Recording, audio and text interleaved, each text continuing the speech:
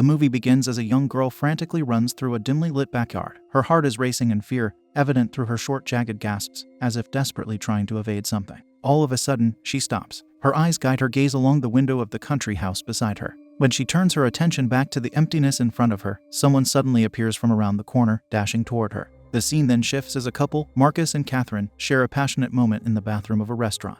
The couple get back to their seats and Catherine gets up to make a phone call. As she smokes, Catherine's attention is captured by a toddler from the other room. As she snuffs out her cigarette on the bed of snow, a phone call delivers the heartbreaking news of her father's passing. Returning to the table, Catherine shares the devastating news with Marcus, dampening the mood. As the sole heir, his father has left her an estate including a country house. Later, Catherine stands in silence on the balcony of their apartment.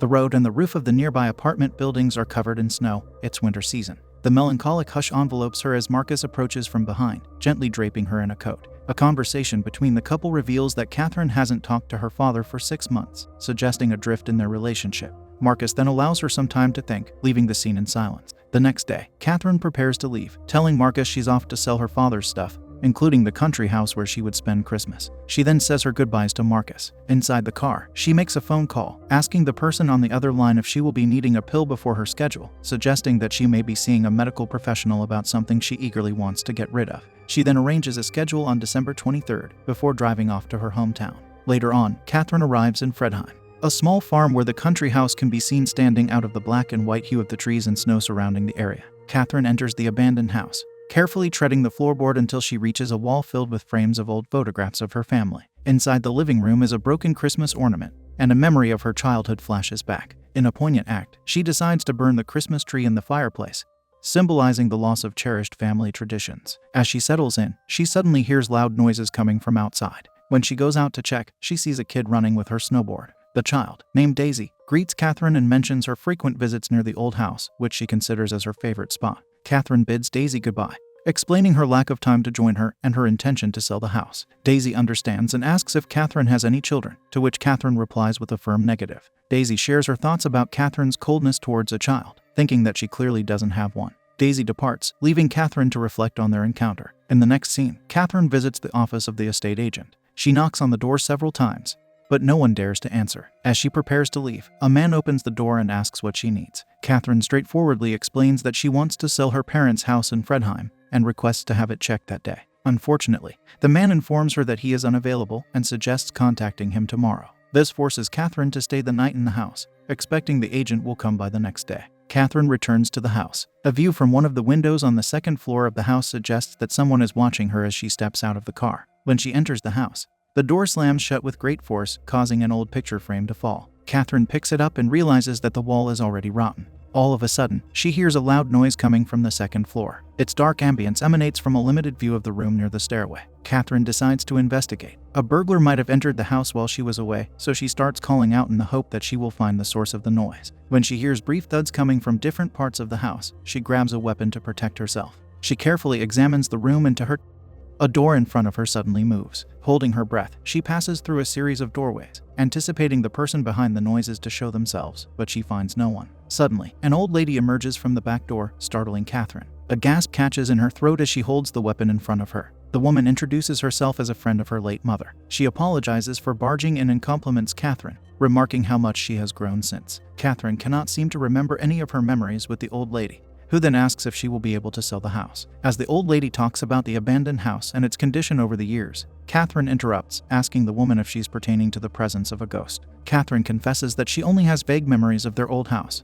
prompting the old lady to ask if she remembers people talking about Marie, who disappeared at 7 years old. Marie was Catherine's aunt, her mother's sister. Overwhelmed, Catherine is speechless for a second, unaware that her mother had a sister. Just as the old lady is about to share the story, a man knocks on the door, claiming to be looking for his sister. The old lady steps out to meet the man. It turns out he is her brother, who has come to pick her up. The man then asks Catherine if she remembers him. It appears that people around Fredheim remember her, but she cannot remember them. The man greets her, saying he's glad to see her again all grown up, before leaving Catherine in a state of confusion. Inside the car, the man lets out a sigh of relief looking at his sister as if they should not be there. The man's clerical collar suggests he is a priest. As soon as the unexpected visitors leave, Catherine goes to check the old photographs hanging on the wall. Among them is Marie, on Christmas of 1952. By nightfall, Catherine falls asleep in front of the fireplace, only to be plagued by a dream. In her dream, she envisions a woman in a red dress passionately painting someone. Catherine wakes up to the sound of a sudden scream. Using her phone to light her way, she investigates the loud banging noise. But as soon as she approaches the room, the door springs open,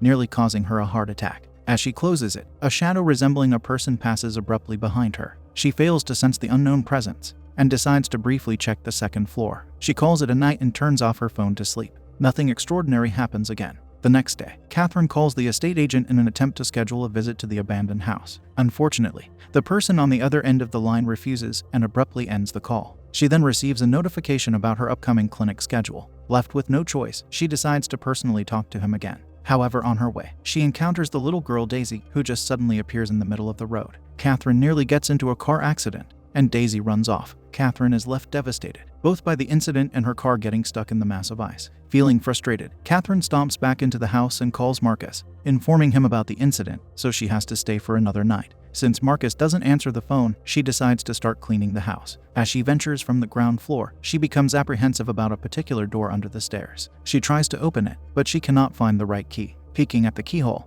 the room is revealed to be the basement containing several statues. As Catherine leaves, the same shadowy figure from the other night materializes, then disappears into the corner of the room. Later that night, Catherine wakes up in fear, gasping for breath. She starts walking, following the noises from her dream, leading her to the door of the basement. She peeks through the keyhole, only to be startled by a girl screaming, jolting her awake from her second dream. Catherine finally wakes up and blocks the mysterious room using a drawer, then resumes her cleaning to distract herself. In the morning, Catherine is dreaming again, of a woman whose nails are painted red, caressing her face. Turns out it was Marcus, who arrived after hearing about the car incident the other day. As Marcus explores the house, he comes across Catherine's family picture, to which Marcus expresses his joy at finally meeting Catherine's family. Then, Catherine and Marcus proceed to retrieve Catherine's car, as Daisy watches from a distance. At night, Catherine prepares a fancy dinner, where they talk about Catherine's mother. A sculpture of a mother and a child catches Marcus's attention, and Catherine confirms that her mother made it, a depiction of the both of them. Based on Catherine's memories, her mother is depicted as someone artistic in nature. Catherine starts to reminisce about how wonderful Christmas was until her mother died,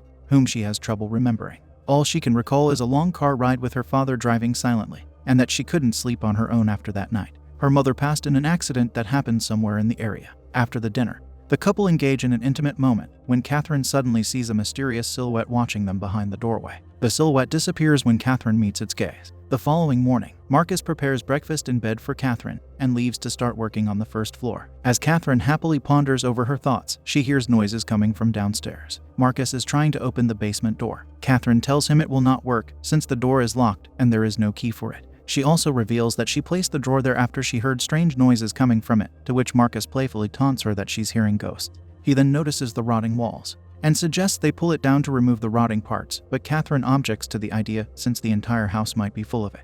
In the next scene, Catherine tends to the flowers in front of the house and notices Daisy making a snowman while humming to a song. She approaches Daisy and reprimands her for standing in the middle of the road during their previous encounter. When Catherine notices that Daisy spends too much time outside, she asks Daisy about her parents. Daisy's mother won't leave the house, and her father is away on a business trip, leaving no one to look after her. Daisy then turns around, revealing a huge bruise on her face. Before Catherine can further ask about it, Marcus interrupts their conversation and Daisy runs away. Marcus doesn't seem to have noticed Daisy. Catherine remarks that Daisy may not come from a happy family, but Marcus doesn't seem to care, prompting her to leave. When Marcus looks around, the field is almost empty, and there is no way that Daisy could go out of sight that fast. Back inside the house, Marcus apologizes to Catherine as they organize the old books, including those of Marie's. As the scene shifts through the white calming scenery around the house, a sudden glimpse of Daisy's flashes on screen. While Catherine wipes the windows, Daisy appears outside in front of her. Catherine steps outside the house and sees Daisy once again. She approaches Daisy and expresses concern for her well-being,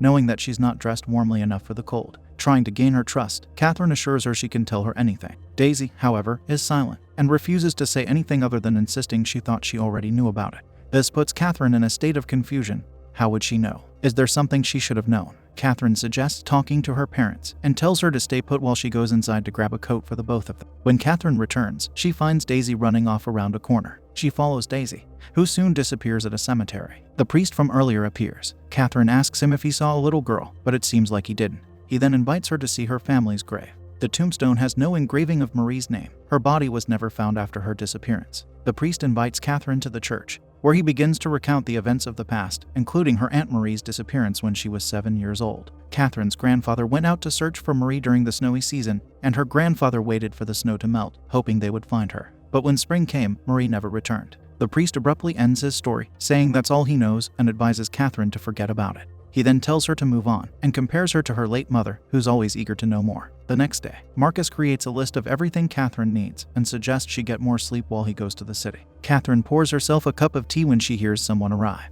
She answers the door, and the estate agent appears. The agent proceeds to do a quick inspection before leaving, telling Catherine she'll hear from him soon. As soon as the agent leaves, someone knocks on the door. Catherine sees Daisy playing in the snow, and decides to join her. Afterward, Catherine invites Daisy inside the house, to which the latter reluctantly agrees. Daisy suggests playing dress up, and chooses a red dress with a scarf for Catherine, before proposing a game of hide and seek with Catherine as the seeker. Catherine starts searching for Daisy everywhere, but can't find her. Eventually, Marcus returns and suggests he'll unpack the groceries first. Catherine catches a shadow of Daisy trying to hide in the dresser, but when she's about to check, Daisy suddenly hugs her. A gasp escapes from her lips as she jolts in shock. Daisy shows her a toy horse she found earlier, but Catherine is so appalled that she scolds Daisy, telling her it's not nice to scare people. Daisy feels bad and leaves, slamming the door behind her, but not before giving Catherine the toy horse. Catherine then notices the same horse toy in the background of Marie's picture on the wall. Marcus arrives and asks what happened, but Catherine initially tries to deny everything. Due to his persistence,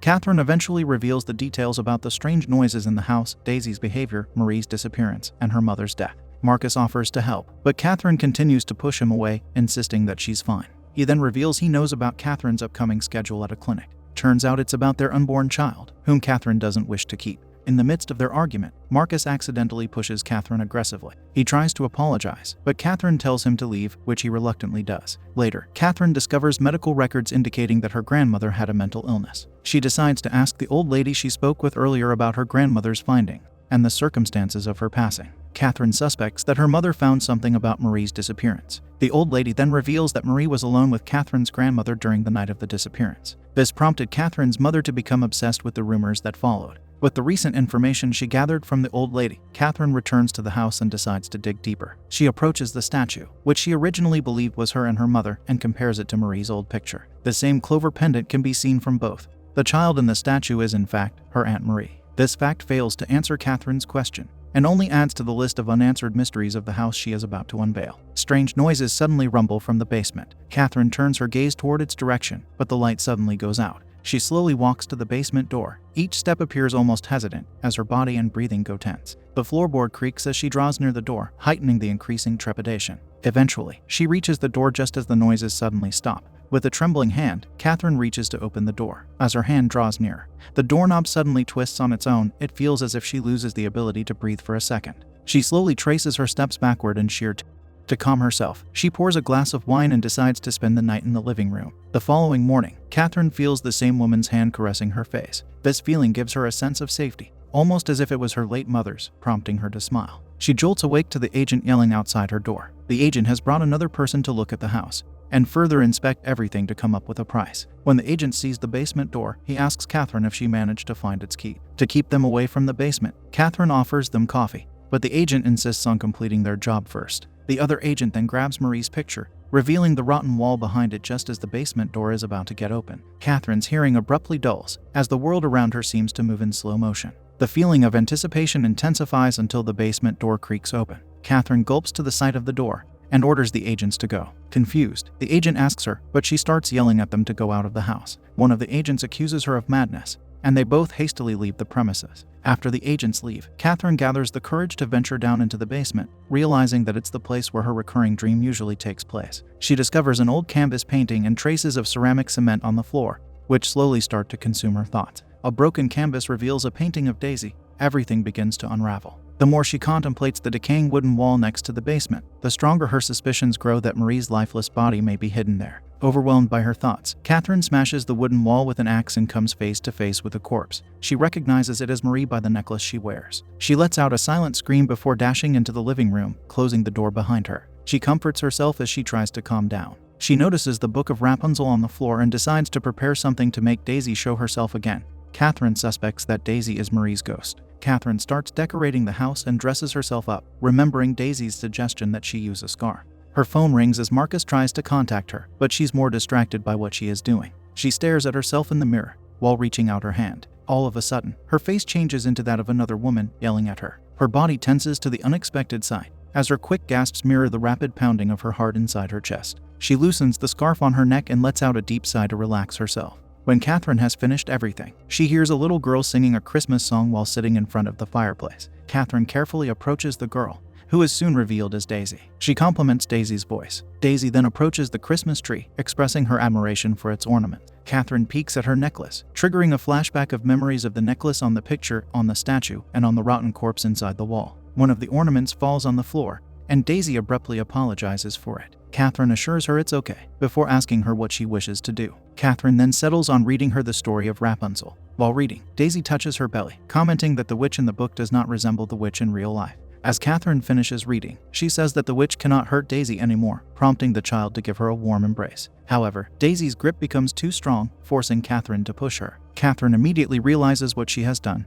and apologizes for it. When Daisy finally looks up to her, it is revealed that Catherine has accidentally bruised her face. Daisy's demeanor suddenly changes. Her warm presence is replaced by a sense of hostility. She attacks Catherine and pushes her, yelling. Catherine decides to finally confront her about her true identity and the significance of her necklace. She then tries to make Daisy reveal the pendant of the necklace and fights her for it. Her hand finally finds its way to the pendant, hoping to see what she has expected. But the emotions of her face suddenly shows a flicker of doubt that her intuition is wrong, when realizes that the pendant was not what she believed it to be. In desperation, she starts yelling at Daisy, forcing her to reveal the whereabouts of the other pendant, the one Marie wore. As her last resort, she refers to Daisy as Marie, asking her reason for coming back. Daisy tells her she's not Marie before running away. Catherine chases after her, continuing the beginning of the movie, which reveals that Catherine was the pursuer. She manages to catch Daisy and locks her in the basement. Inside, she notices that the broken canvases now stand perfectly in pristine condition, unlike what she saw earlier. She looks around in confusion,